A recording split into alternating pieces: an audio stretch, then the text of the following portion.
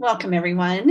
My name is Cyndy McDonald, as many of you already know, and I am very privileged to be able to interview experts throughout the whole world on topics that are important to us as counselors and advisors. And this is especially true for my UCLA classes. And today I actually have an UCLA College Counseling Certificate alumni that I'm interviewing, and she's a good friend, Katie Andersen. Hi, Katie. Hi, good to see you. Good to have you here. So, you're an expert in college counseling, but you also focus on athletic recruiting. Is that correct? Correct. Yes, I played soccer for college in college at Duke University back in the 80s. And when I started my college counseling business and went through the UCLA program, I decided to specialize in working with student athletes. Well, and that is a very great benefit to the families and students, and my students too, and in UCLA. So recently, we've had the Supreme Court just passed down a decision that really impacts athletes. So I want you to share information about that and what that might look like, what that means, and how it might impact the students we work with. So I'm going to turn the time over to you for you to share that with us, Katie. Great. Okay. So I prepared a presentation for us today to sort of highlight the most important parts of this. And I want to preface all of this with this is all very new. And while I am, I work with student athletes every single day.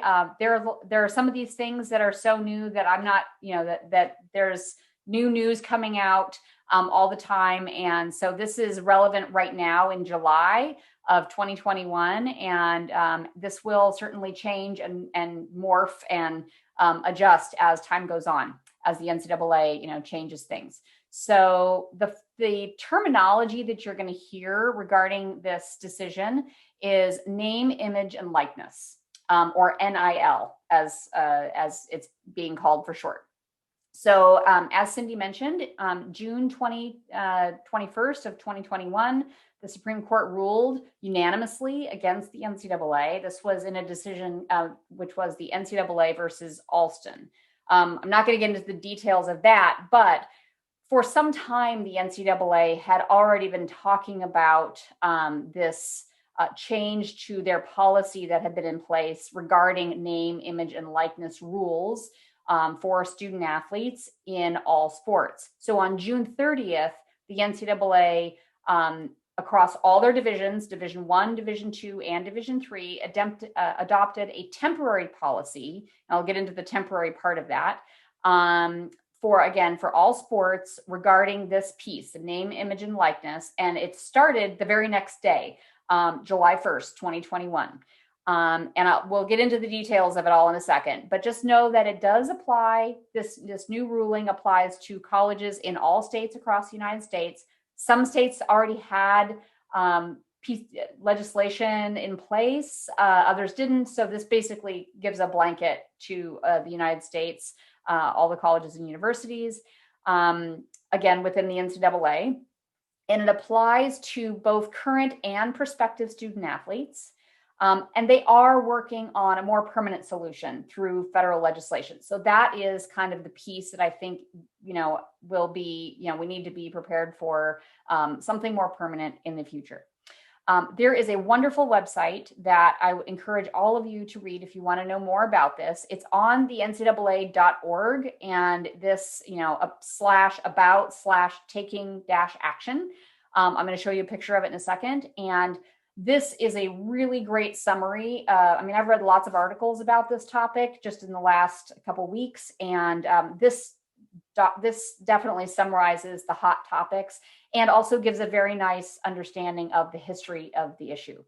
And again, I've also listed my sources down here at the bottom of the slide, so you could potentially read more about this on the news section of the NCAA.org. Okay, so just very, very brief history, and this is really condensed down. The most important piece of the changing of this rule is that prior to this rule change, the student athletes could not monetize their status as an athlete to be able to, again, make money on their name, image, and likeness while playing college sports. And it's the status as an athlete piece that is also quite important, that, you know, is probably the most important piece here. There were other ways that they could, you know,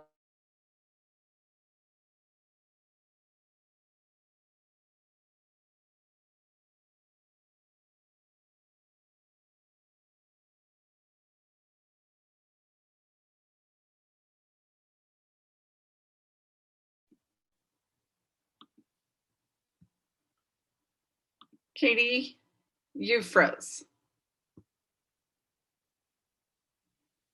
Katie?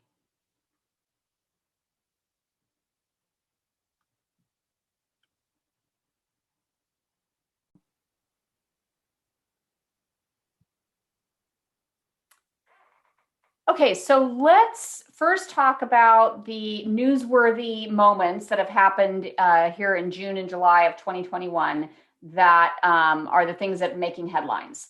The first one is June 21st, 2021, the Supreme Court ruled against the NCAA unanimously. It was a decision that came down as NCAA versus Alston, and you can go read about that. I'm not going to go into details about that right now, but just know that that was a pretty big decision, and the fact that it was unanimous was definitely quite interesting. Then on June 30th, 2021, the NCAA, all the divisions, Division 1, 2, and 3, they had, you know, this has been in discussion for some time, but they adopted a temporary policy to suspend the name, image, and likeness rules that had been put in place prior to this for all sports, and it would start the very next day, July 1st, 2021. These rules, which I'll discuss in a second, they apply to all the colleges in the United States. So there were some states that had rules in place and others that didn't. So this basically blankets all the NCAA colleges in the United States. And it applies to current and prospective student athletes. And just know that this is a changing field. There's going to be more information coming out. I think that this is going to be a pretty hot topic for a while. And they are working on federal legislation that will make these rules more permanent. But that might take some time. There is a great website called, it's on the NCAA.org website, and it's a page where they've summarized all the relevant information regarding this ruling. And I've also noted my source down here at the bottom. There's a number of news articles in the media center on ncaa.org that you can take a look at if you're interested in learning more. So in terms of the most interesting piece of what has changed, it's really that in this new policy, the student athletes can now monetize the status, their status as an athlete while playing college sports.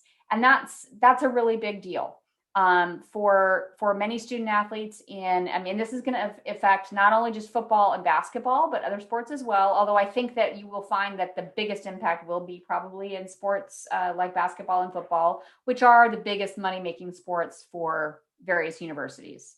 And where those athletes, and there are other sports certainly as well, baseball and others, where student athletes go from college and on to pro sports.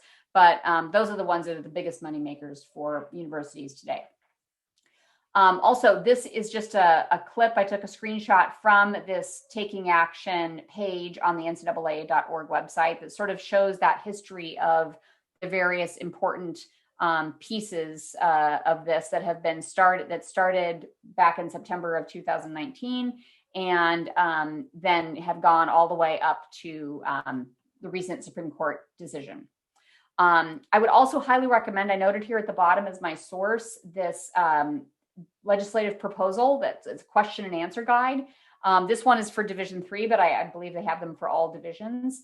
And this is the same for all Division I, Division II, and Division III, as far as I understand. This question and answer guide is fabulous. It really, it takes kind of legalese and turns it into something that is a little less formal and a little more practical to understand. So I would highly encourage that you go on the ncaa.org website and look that up. Again, if you want to know more information. So what are NIL, or name, image, likeness activities? They include receiving compensation for in exchange for things like autographs, photographs, personal appearances. It includes businesses that student athletes might create or be a part of, selling lessons that are based on their skill as an athlete, running camps, having merchandise. And the next category is a pretty big one, which is a third-party product or service endorsement, advertising, social media, that kind of thing. And I'll show you an example of this at the end, where this could mean some pretty good money for kids who are student athletes. Now, one of the areas where that they've said will be allowed, professional service providers may be used. Companies out there in the world of especially social media and advertising who can help student athletes do these, actually turn this into money. This is an area where I think there is going to have to be a little more regulation, because I'm sure that, while they're trying to open the door and make it possible, there's also a giant Pandora's box that is an opportunity for abuse. So I think that is one area that is definitely going to have to be looked at more closely. Also, universities are going to have to be really careful until there is a little more formal permanent legislation in place. And they will absolutely be asking student athletes, if they are engaging in these kind of activities, to make sure that they have reported everything to their compliance departments at the university where they attend. Again, just to make sure everything is above boards, because there is a giant opportunity here for misuse, abuse, and other things that I think everybody just wants to make sure they're doing the right thing. There will be some limitations on this. Student athletes can't just be paid for doing nothing. So that's maybe seems obvious, but it's going to be really important that you can make sure that if you got paid for something, that you actually provided a service or a product for it. The name, image, likeness may not be used as an recruiting inducement to attend a particular university. Also very important. These limitations or the rules that have been put in place prohibit pay for play, which is payment for an athletics, having a certain athletic achievement. That's critical that there's still integrity in this system. They're trying to open that door and be reasonable about it, but they want to make sure that certain things aren't happening that aren't fair. NCAA institutions may not be involved in these activities beyond the promotion that they would regularly provide for the university. So universities can't be the one paying these kids for these activities. The money that is generated here needs to be coming from the outside. And when it comes to the promotion, again, that it can't extend beyond what they would normally do. And student athletes may not promote commercial products that are prohibited by NCAA legislation or by the institution. And this would get into things like guns, alcohol, tobacco, gambling. I mean, you name it. There are plenty of things that aren't allowed on college campuses. And this is going to be one area where, just again, making sure that that none of this finds its way into this name, image, and likeness opportunity for student athletes. So again, I've kind of already addressed these things, but I do believe that there is this potential Pandora's box of issues that will need to be addressed. And some of them are things we haven't even thought of yet, because I think it takes people kind of doing crazy things for everyone to say, oh, hold on, that wasn't the intention. So again, I mentioned professional service providers and agents who are now potentially getting involved in supporting these kids. making sure that that's all above boards. And again, anybody looking for creative ways to support student athletes that we haven't anticipated yet. So my final slide here is an example that I just, in my research for this, as I was going through various, practical applications of who's already taking advantage of this. This was one, it came up first in my Google search. Hannah and Haley Cavender from Fresno State Basketball. It's a Division I program. They already, on July 1st, as soon as this was announced, they already announced that they were going to be spokeswomen for Boost Mobile. They're twins. They play for Fresno State. And this was a great opportunity for them to help monetize their talents. And so things that colleges, when you think about it being used in this way, student athletes now, if you can imagine that maybe even from high school, that these kids are out there with potential contracts with companies like a Boost Mobile, and they are coming to a college campus and being recruited with a social media following that could be quite significant. That is something that colleges are going to have to pay attention to, and again, they got to be careful about the rules here. But at the same time, it's a huge advantage for these schools if these kids already have a big social media following, and also that they can finally, athletes can find other ways to support themselves financially to help pay for the cost of college. Many athletes don't get full rides. Many of them get partial scholarships, and to be able to find ways to help cover those additional costs of college, I think is quite important. So Cyndy, that's what I have for today. That's great, Katie. And I know for us as advisors and counselors, it really opens up a lot of questions. As you said, things are fluid and really changing. Let's go ahead and stop your sharing of your screen, and then that way we'll have just both of us. Okay. And so how many athletes do you think this is going to impact? So I think that's going to be a really interesting thing to watch, because I don't really know. I do anticipate that, like I said, the sports of basketball and football, which are the big moneymaker sports for colleges, they still, if you think about it, a basketball team or a football team not everybody on that team is a star, right? Not everybody there is spokesperson worthy or sponsorship worthy. So I think you're still going to see that this is going to have its limits. But you may find that girls like the ones I just mentioned, who, maybe not the basketball players you're going to see in the tournament, in the NCAA tournament, but they're taking advantage of the fact that they're, attractive girls.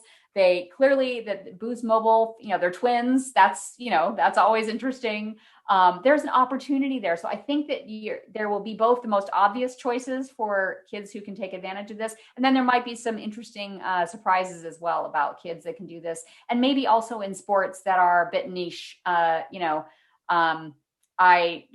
are lots of these smaller sports that have opportunities. I'm just thinking things like, squash, sailing, fencing. There's that. There certainly are the opportunities to be the star in a small little world.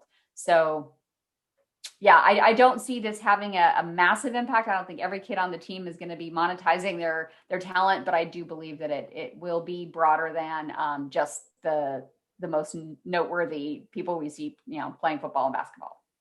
So do you think the coaches then are going to include this in part of their questionnaires, or, the students are going to have to report it, you said, right? So is that going to become part of the recruiting process? And because some of these students might either now or in the future already have, as you said, we have students who have social media presence. They're going to want to just take that right into college. So how is that going to affect the whole college recruitment process from an athletic perspective? Right. I do believe that they will probably, coaches will add a couple fields to their to their recruitment forms. and maybe even other of these companies out there that run these sort of portal websites for student athletes, that they will also have a new place for, not only your recruiting video, but now if you have endorsements or are working on a social media presence or are doing some of these activities, that they will want to know about it.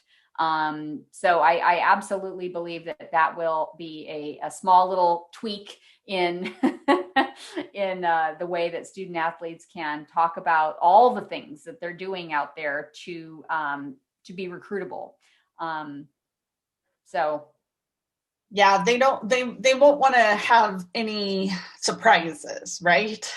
no, college coaches they're not happy about surprises. They're not happy to hear about injuries they didn't know about. They're not happy to hear about lawsuits they didn't know about. They're wanting to make sure that everything is above boards. For example, I think that I wouldn't be surprised if you're going to sign a national letter of intent, that there probably is going to have to be some language in there that is, now adjusted for kids, because a college is now offering you scholarship money to come, be a college athlete. I'm fairly certain that there's going to be some language added to that contract that clearly states, what is allowed.